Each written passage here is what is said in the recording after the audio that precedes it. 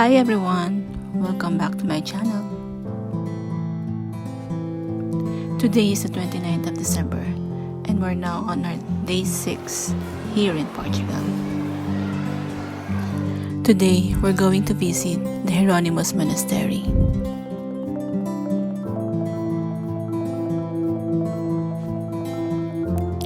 The Hieronymus Monastery is a former monastery of the Order of St. Jerome near the Tagus River in the parish of Belém, in the Lisbon municipality of Portugal. It was secularized on 28th of December 1833 by state decree and its ownership transferred to the charitable institution Real Casa Pia de Lisboa. The monastery is one of the most prominent examples of the Portuguese late Gothic Manueline style of architecture in Lisbon. It was classified as a UNESCO World Heritage Site along with the nearby Tower of Belém in 1983. To give you a little bit of history, the Hieronymus Monastery replaced the church formerly existing in the same place, which was dedicated to Santa Maria de Belém, and where the monks of the Military Religious Order of Christ provided assistance to seafarers in transit. The harbor of Praia de Restelo was the advantageous spot for mariners, with a safe anchorage and protection from the wind sought after the ships entering the mouth of Tagus. The existing structure was inaugurated on the orders of Manuel at the courts of Montemor or Vejo in 1495 as a final resting place of members of the House of Avis, in his belief that Iberian dynasty kingdom would be ruled after his death. In 1496, King Manuel petitioned the Holy See for permission to construct a monastery at the site. The Hermitage of Restelo, as the church was known, was already in disrepair when Vasco da Gama and his men spent the night in prayer there before departing in their exhibition to the Orient in 1497. Work of the vast square cloister, 55 by 55 meter, of the monastery was begun by Baltic. He built the groin vaults with wide arches and windows, with tracery resting on the delicate mullions. Juan de Castello finished the construction by giving the lower story a classical overlay and building a more recessed upper story. The construction of such cloister was a novelty at the time.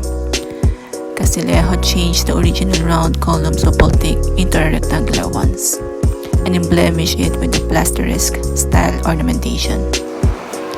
Each wing consists of 6 bays with tracery vaults. The 4 inner bays rest on massive buttresses, forming broad arches. The corner bays are linked by a diagonal arch construction and show the richly decorated corner pillars. The cloister had a religious foundation function as well as representative functions by its decorative ornamentation and the dynastic symbol motifs such as the armillarium, coat of arms, and the cross from the Order of Christ, showing the growing world power of Portugal.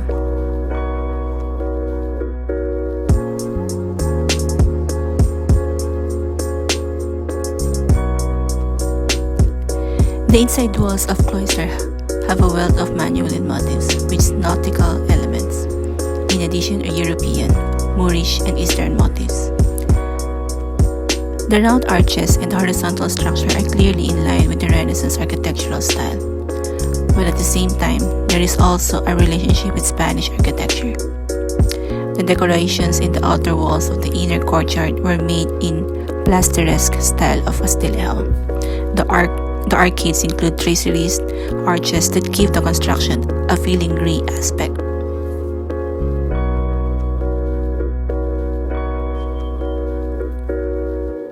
In one of these arcades is the somber tomb of the poet Fernando Pessoa, while several other tombs in the chapter house contain the remains of the poet and playwright Almeida Garrett, the writer-historian Alexandre Herculano, former presidents Jufilio Braga, and Oscar Carmona.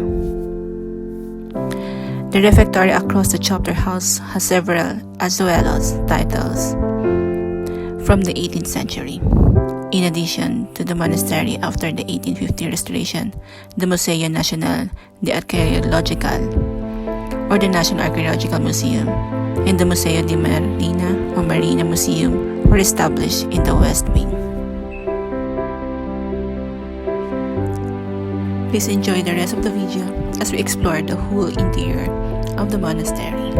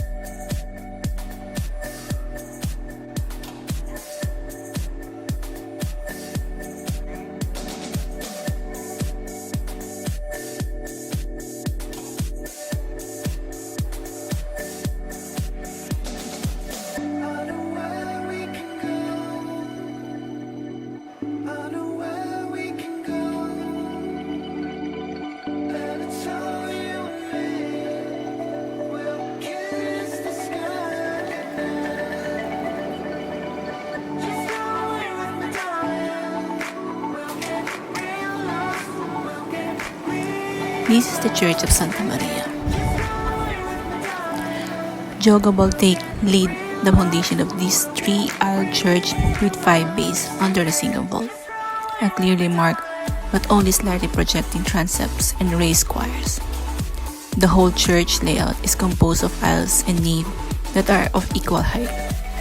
Baltic built the walls of the church as far as the cornices and then started with the construction of adjoining monastery.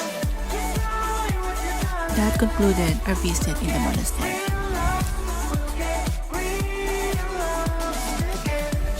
We stop for an hour or two for a quick lunch. Then after, we proceed to our next destination. This is the famous Tram 28. We decided to join the long queue and have a ride on it. The number 28 Lisbon tram connects to Martin Mornis with Calumba and passes through the popular tourist district of Graca, Ablaña, Baxa, and Estrada. For visitors, this is the classic Lisbon tram journey, riding in a quaint yellow tram as it stretches and rattles through the narrow streets of the city. How long is the Tram 28 ride in Lisbon? Around 1 hour. Related that our most popular tours in Lisbon. A one-way trip takes around 1 hour with traffic, although Kerry says 37 minutes. With so little time, you would just do a one-way trip and get a cab at the end of Baxa, or to browse through a little or Castelo de St. George for the view. Why is Tram 28 famous in Lisbon? Well, Tram 28 is probably the most famous tour in Lisbon. It is a vintage yellow tram that crosses the city center, passing by many of Lisbon's main attractions. So a single ride on it has it all, the benefits of sightseeing bus tour, and is much cheaper. How do you catch a tram in Lisbon? All of the Lisbon trams and buses operated by carriers, and the fare system covers all tram routes. A single tram ticket purchased on board the tram costs €3. On the articulated trams, tickets are purchased from the onboard ticket machines, while on the older remodelado, they are bought from the driver. There's a lot of questions that tourists like us wants to be answered before going to Lisbon. Let me tackle some of this. Is Lisbon walkable? Lisbon is a very walkable city, but it's also very hilly. For us, we exercise daily to the steep inclines and endless stairs in the city of Seven Hills weren't a problem, but we know they're a challenge for some. Is Lisbon a dangerous city? Lisbon is a very much safe city with a very low crime rate and a rare violent crime.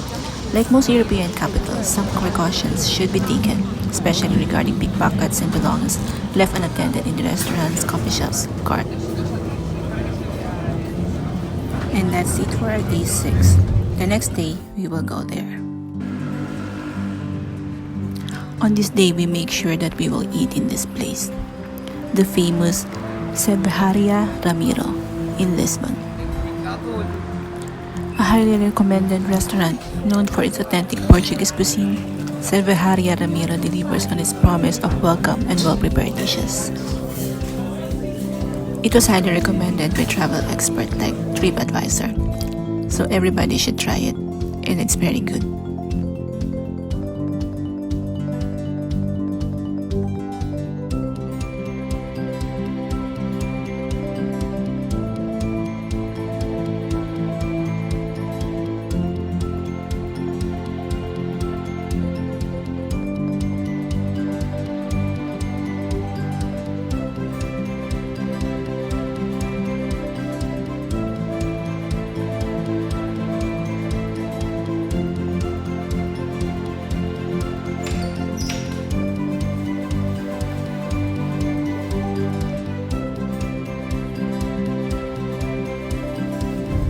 We really had a great time, but it's time for us to go. We will definitely come back again, but maybe in other cities. For those who really want to enjoy and experience the city of Lisbon, Portugal, I really recommend to plan your vacation ahead of time. But I assure you that you will have a great time here and you will enjoy the place.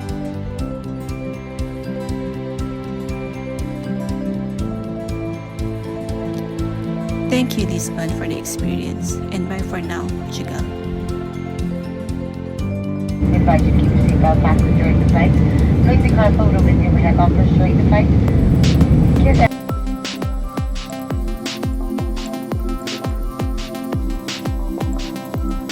Hope everyone enjoyed and had a great time while watching this video.